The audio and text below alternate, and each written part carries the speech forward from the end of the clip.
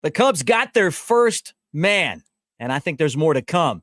But they have gotten Shota Imanaga signed, sealed, and he's going to be delivered Friday to the Cubs convention. Hey, how exciting is this? We're going to get into that right here on the Cubs Baseball channel. Make sure that if you're not a part of what we do here, that you like and subscribe and hit the bell so you know when something breaks, you'll have a spot to find out all about it. Let's get this thing started. Go Cubs.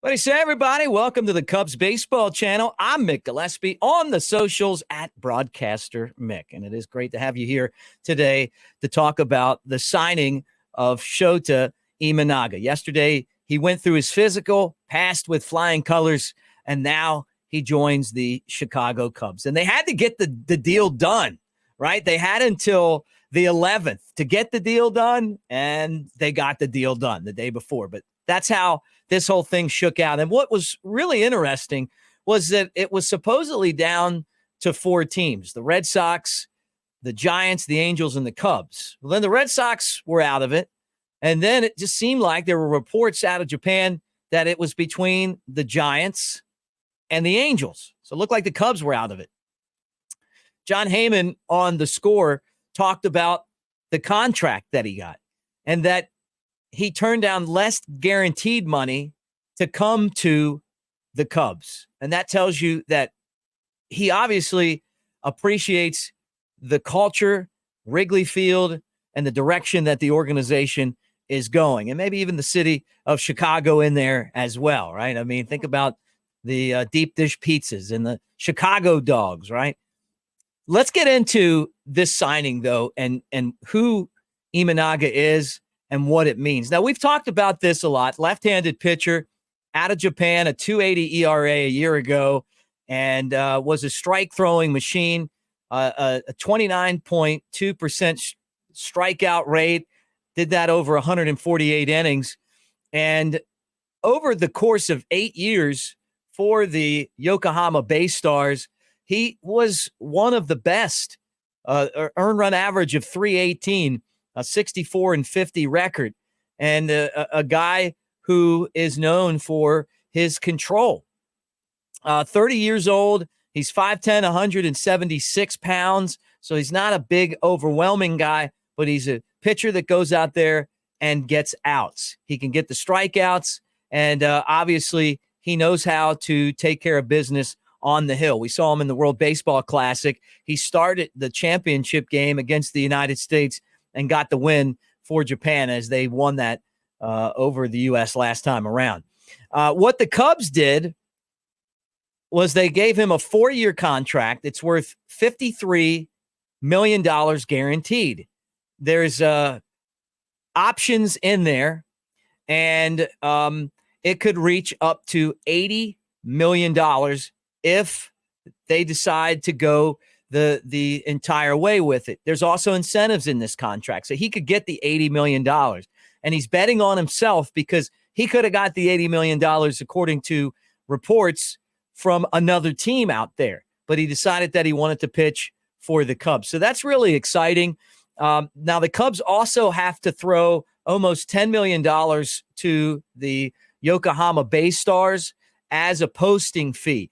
If the Cubs pick up those options, then that fee would increase. And that's kind of part of it. If you're a fan of soccer, you understand that. You see that a lot with international soccer players, but we're starting to see a lot more of that in baseball because of the impact that Japanese players are having on the major leagues. And they have a great league in Japan, and those guys are coming over to the States, and they're playing at an extremely high level. As far as the Cubs go, he becomes the 10th Japanese player ever on the Cubs, and he'll be teammates with Seiya Suzuki, who he would know from, Japanese international teams and playing baseball in Japan. So he's got a countryman on this team already. And what I've talked about on here and what I absolutely love is the culture of respect for the game that they play with in Japan, that they teach from a young age all the way up.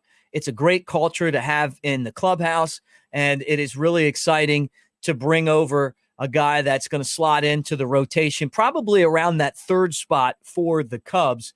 And you would expect that he's going to come in and be successful, because that's what we've seen here recently with a lot of the players from Japan. And this offseason has been dominated by players from Japan. The Cubs were in the mix for Shohei Ohtani. He eventually signed that mega deal with the LA Dodgers. And you're going to see more of that. As those players are able to come over and make an impact in the United States, teams are going to go after him. And this was a highly sought after pitcher for Major League Baseball teams, and the Cubs got him. So again, 4 years guaranteed. This was a great deal for Jed Hoyer. You go out, you would love for more players to take the lower guarantee and then have the incentives in there and the team options. It gives you a little protection if someone is injury prone or they're not able to live up to the contract itself.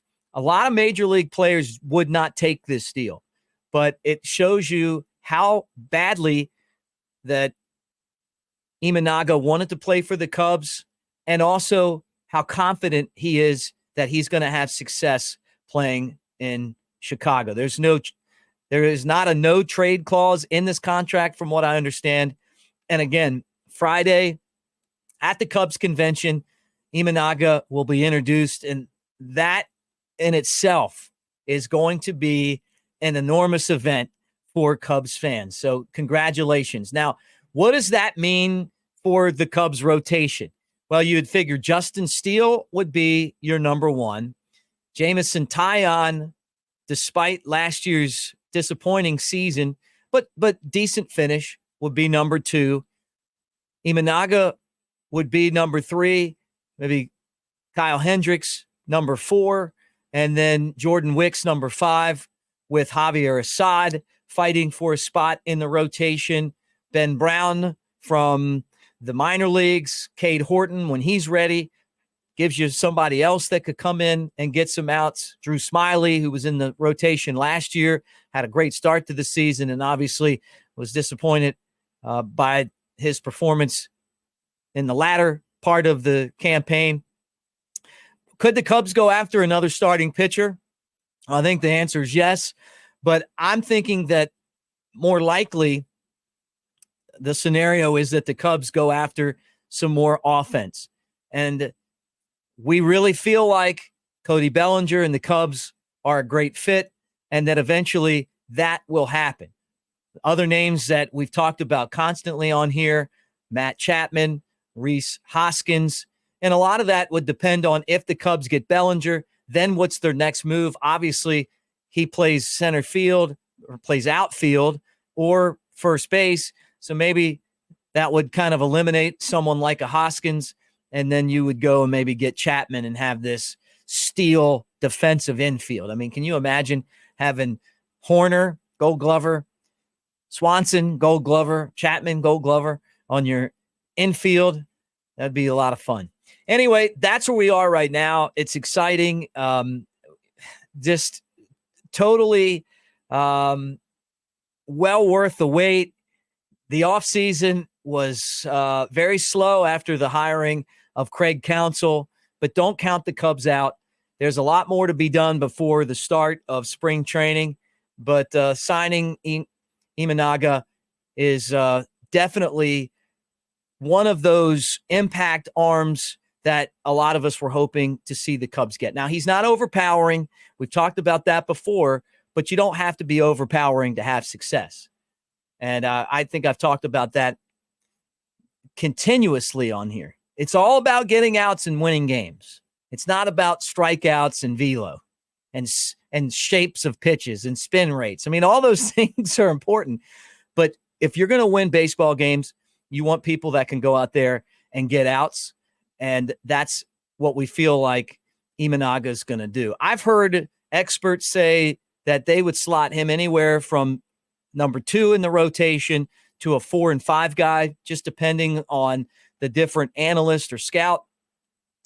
He gives up a lot of fly balls, but the ballparks in Japan are smaller than the ones in the United States in the major leagues, and that includes Wrigley. So you're expecting maybe some of those fly balls that were home runs in Japan will be outs in the United States. At least the Cubs are hoping that. Love hanging out with you guys. Keep the comments coming in the comments section. I always try to get in there and answer those. I know there's a lot of excitement going into the Cubs convention. And this year, the 84 Cubs are on display. Our friend Jody Davis is going to be a part of that. Our buddy Ryan Sandberg, Bobby Dernier, guys that I know well. So it's really cool to see those guys get their due again. And it really is hard to believe, having watched them in 84, that we're talking about them in 2024. I'm not even going to do the math to tell you how long ago that was, other than they were one heck of a ball team. And so for those of you that are going to be at the Cubs convention, I'm a little jealous because, you get to see Rick Sutcliffe and the gang there as they bring that team back together to be honored at the Cubs convention. All right, I'm Mick Gillispie. Keep those comments coming. Make sure that you like and subscribe. Thanks for being part of what we do here. If anything breaks, obviously we'll have that. Excited to hear what Imanaga has to say, and we'll try to cover that press conference here as well. Thanks for hanging out with us, guys, and go Cubs.